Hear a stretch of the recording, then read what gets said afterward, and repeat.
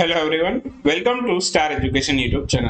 Star education YouTube ચેનલમાં આપ સૌનું ખૂબ ખૂબ સ્વાગત છે. આજનો જે વિડીયો છે એમાં આપણે ચર્ચા કરશું 8મી મેના તમામ મહત્વના કરંટ અફેર.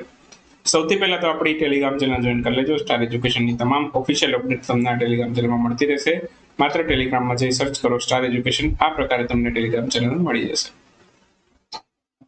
આ ઉપરાંત હવે આપણી એન્ડ્રોઈડ એપ્લિકેશન પણ અવેલેબલ છે. પ્લે સ્ટોરમાં જઈ તમે માત્ર સર્ચ કરો સ્ટાર એજ્યુકેશન, આ પ્રકારે આપણી ઓફિશિયલ લોગો વાળી તમને એન્ડ્રોઈડ એપ્લિકેશન પણ પ્લે સ્ટોરમાં જોવા મળશે.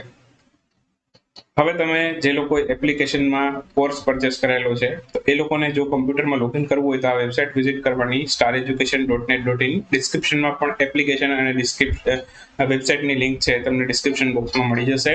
કમ્પ્યુટરમાં તમે મોટી સ્ક્રીનમાં વિડીયો લેક્ચર જોઈ શકશો અને લોગિન માટેની જે લિમિટ હતી આપણે એ હટાવી દીધી છે. હવે તમે અનલિમિટેડ ટાઈમ લોગિન કરી શકો છો.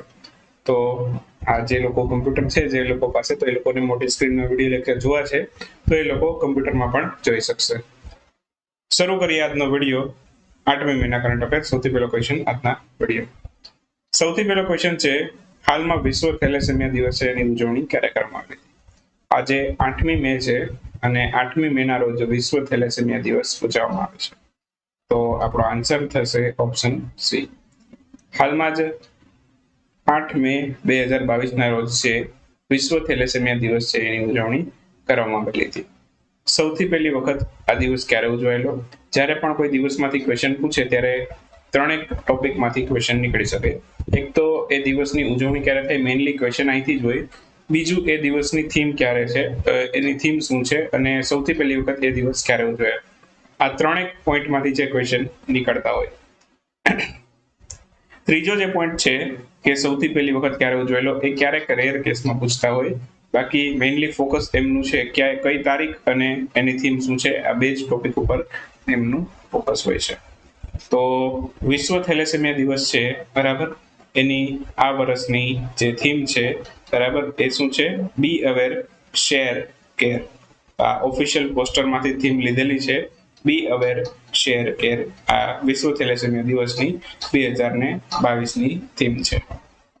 બાકી તમને પ્રશ્ન એમ પૂછે કે સૌથી પહેલી વખત આ દિવસ ક્યારે ઉજવાયેલો, તો 1994માં છે આ દિવસ સૌથી પહેલી વખત ઉજવવામાં આવેલો. ચાલો, એના પછીનો ક્વેશ્ચન પણ આવી ગયો છે આપણી સામે સ્ક્રીન ઉપર. વિશ્વ રેડ ક્રોસ દિવસ છે એની ઉજવણી ક્યારે કરવામાં આવેલી હતી? વિશ્વ રેડ ક્રોસ દિવસ છે બરાબર, એની ઉજવણી કરવામાં આવેલી હતી હાલમાં જ 8મી મેના રોજ. આ પણ 8મી મે ઉજવાય છે, તો ઓપ્શન સી આપણો કરેક્ટ આન્સર થશે. હાલમાં વિશ્વ રેડ ક્રોસ દિવસ છે 8 મે 2022ના રોજ ઉજવવામાં આવેલો છે. આ વિશ્વ રેડ ક્રોસ દિવસ છે બરાબર, એ કોની યાદમાં ઉજવાય છે? તો આઈસીઆરસી, એના જે સ્થાપક છે એમનું નામ છે હેનરી ડુરેન્ટ. તો આઈસીઆરસી છે બરાબર, એનું પૂરું નામ શું, એવો પણ પ્રશ્ન થાય તમને. તો international committee of red cross. International committee of the red cross, આ આઈસીઆરસી નું પૂરું નામ છે, જેની સ્થાપના હેનરી ડુરેન્ટે કરેલી હતી. અને એમનો જે જન્મદિવસ છે બરાબર, એને આપણે વિશ્વ રેડ ક્રોસ દિવસ તરીકે ઉજવીએ છીએ બરાબર. અને હેનરી ડુરેન્ટનો જન્મ ક્યારે થયેલો હતો? હેનરી ડુરેન્ટનો જન્મ થયેલો હતો 8 મે 1828ના રોજ. 8મી મે 1828 બરાબર. તો આટલા પોઈન્ટ આમાંથી યાદ રાખશું. બાકી આઈસીઆરસી એટલે કે international committee of the red cross, એની સ્થાપના છે એ 17 ફેબ્રુઆરી 1863માં થયેલી હતી. અને સ્થાપના કોણે કરેલી તે તમને ખ્યાલ આવી ગયો હવે, હેનરી ડુરેન્ટે. અને એનું મુખ્ય મથક ક્યાં છે? એનું મુખ્ય મથક છે સ્વિટ્ઝરલેન્ડના જેનેવામાં. તો મેઇનલી આટલા પોઈન્ટ આપણે યાદ રાખીશું. બાકી WHO નું મુખ્ય મથક પણ સ્વિટ્ઝરલેન્ડના જેનેવામાં છે બરાબર, એ પણ આપણે યાદ રાખીશું. ચાલો, એના પછીનો ક્વેશ્ચન આવી ગયો છે આપણી સામે સ્ક્રીન ઉપર. હાલમાં કયા દેશને આંતરરાષ્ટ્રીય કાન્સ ફિલ્મ ફેસ્ટિવલ છે એમાં કન્ટ્રી ઓફ ઓનર તરીકે પસંદ કરવામાં આવ્યું છે? તો કાન્સ ફિલ્મ ફેસ્ટિવલ છે એનું આયોજન હાલમાં જ કરવામાં આવ્યું છે. આયોજન ક્યાં થયું છે? આયોજન કરવામાં આવેલું છે ફ્રાન્સ ખાતે બરાબર. ફ્રાન્સ ખાતે આયોજન થયું છે અને આમાં કન્ટ્રી ઓફ ઓનર કયો દેશ બન્યો છે? કન્ટ્રી ઓફ ઓનર બન્યો છે આપણો દેશ ભારત. તો ઓપ્શન સી આપણો આન્સર થશે. હાલમાં જ છે કાન્સ ફિલ્મ ફેસ્ટિવલ છે બરાબર, એનું આયોજન છે ફ્રાન્સ ખાતે કરવામાં આવેલું છે. અને એમાં કાન્સ ફિલ્મ ફેસ્ટિવલમાં ભારત છે, ભારતને કન્ટ્રી ઓફ ઓનર તરીકે પસંદ કરવામાં આવેલું છે. આ બાબતની માહિતી કોણે જાહેર કરેલી? આ બાબતની માહિતી જાહેર કરેલી કેન્દ્રીય મંત્રી અનુરાગ ઠાકુરે. બરાબર. અને બાકી પ્રશ્ન એમ પણ પૂછે કે કાન્સ ફિલ્મ ફેસ્ટિવલ એનું કેટલામાં સંસ્કરણનું આયોજન છે 2022 ના રોજ? તો 2022 ના રોજ છે 75મું સંસ્કરણ છે એનું આયોજન કરવામાં આવેલું છે. ચાલો એના પછીનો ક્વેશ્ચન છે આપણા અગત્યનો છે રેલટેલ અને WHO એમણે ભારતના કયા રાજ્ય ખાતેથી છે મોબાઈલ કન્ટેનર હોસ્પિટલ છે એનું આયોજન એકચ્યુઅલમાં આયોજન કરતા ઉદ્ઘાટન શબ્દ વધારે સારો લાગશે. તો મોબાઈલ કન્ટેનર હોસ્પિટલ છે બરાબર એનું ઉદ્ઘાટન કર્યું છે. તો એકચ્યુઅલમાં અહીંયા રાજ્ય પૂછેલું છે, ઓપ્શન ચેન્જ કરી નાખું છું હું અહીંયા. આન્સર આવશે હું તમને ઓપ્શન આપું છું કેરળ બરાબર, બીજો ઓપ્શન છે આંધ્રપ્રદેશ, ત્રીજો ઓપ્શન છે ઓડિશા બરાબર, અને લાસ્ટ ઓપ્શન છે ગોવા બરાબર. તો આમાંથી તમારે આન્સર સિલેક્ટ કરવાનો છે. તો હાલમાં જ છે WHO અને રેલટેલ આ બંને મળી અને મોબાઈલ કન્ટેનર હોસ્પિટલ છે એનું ઉદ્ઘાટન કરેલું આંધ્રપ્રદેશ ખાતેથી. તો આન્સર આવશે આંધ્રપ્રદેશ, ઓપ્શન બી આપણો કરેક્ટ આન્સર થશે. હાલમાં જ આ રેલટેલ અને WHO બંને મળીને મોબાઈલ કન્ટેનર હોસ્પિટલ છે બરાબર એનું ઉદ્ઘાટન આંધ્રપ્રદેશ ખાતેથી કર્યું. આંધ્રપ્રદેશમાં કઈ જગ્યાએથી કરેલું એવું પણ પૂછે તો આંધ્રપ્રદેશમાં વિશાખાપટ્ટનમ ખાતેથી આનું ઉદ્ઘાટન કરવામાં આવેલું છે બરાબર. અને આ મોબાઈલ કન્ટેનર હોસ્પિટલ છે, હબની હોસ્પિટલ મોબાઈલ કન્ટેનર હોસ્પિટલ, એનું નામ શું રાખેલું છે? એનું નામ રાખેલું છે ક્લાઉડ હેલ્થ. શું નામ રાખેલું છે?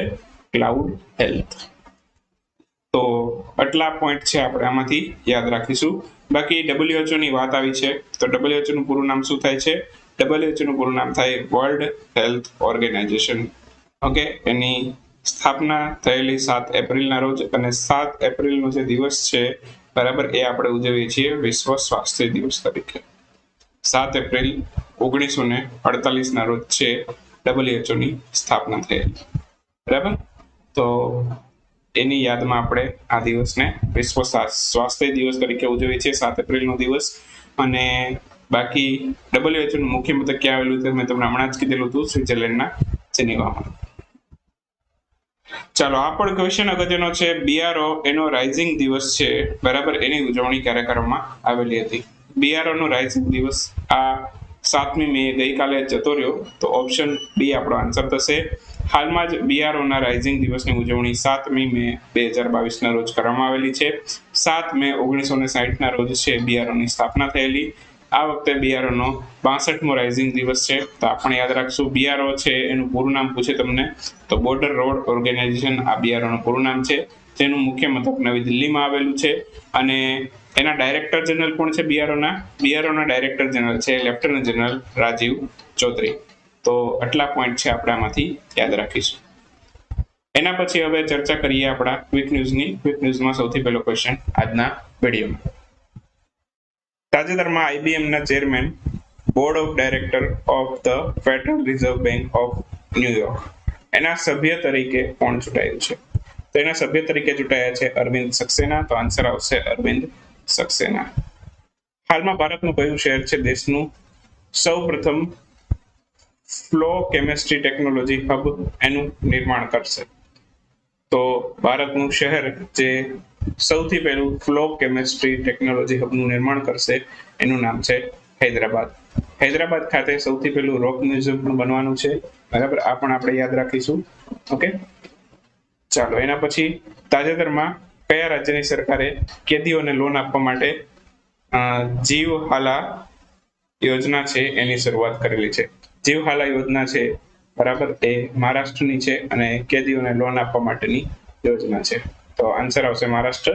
મહારાષ્ટ્રના જે મુખ્યમંત્રી છે બરાબર એ મહારાષ્ટ્રના મુખ્યમંત્રી ઉદ્ધવ ઠાકરે છે અને રાજ્યપાલ ભગતસિંહ કોશિયારી છે. તેલંગાણા છે બરાબર, હૈદરાબાદ ક્યાં આવેલું છે? તેલંગાણાની અંદર આવેલું છે. અને તેલંગાણાના જે મુખ્યમંત્રી છે કે ચંદ્રશેખર રાવ છે અને ત્યાંના રાજ્યપાલ છે તમિલિસાઈ સૌંદરરાજન છે. ચલો એના પછીનો અગત્યનો ક્વેશ્ચન ઈસરોએ કયા ગ્રહના અધ્યયન માટે છે ડિસેમ્બર 2024 સુધીમાં એક સ્પેસ ક્રાફ્ટ, એરક્રાફ્ટ નહીં સ્પેસ ક્રાફ્ટ મોકલવા અંગે જાહેરાત કરેલી છે? તો હાલમાં જ ઈસરોએ જાહેરાત કરેલી છે, બરાબર, એ શુક્ર ગ્રહના અધ્યયન માટે ડિસેમ્બર 2024 સુધીમાં એક સ્પેસક્રાફ્ટ મોકલશે અને 2025 સુધીમાં એ કાર્યરત પણ થઈ જશે, બરાબર. અંતરિક્ષમાં 2024માં જ જતું રહેશે અને 2025માં એ કાર્યરત થઈ જશે, ભારતને માહિતી આપતું થઈ જશે.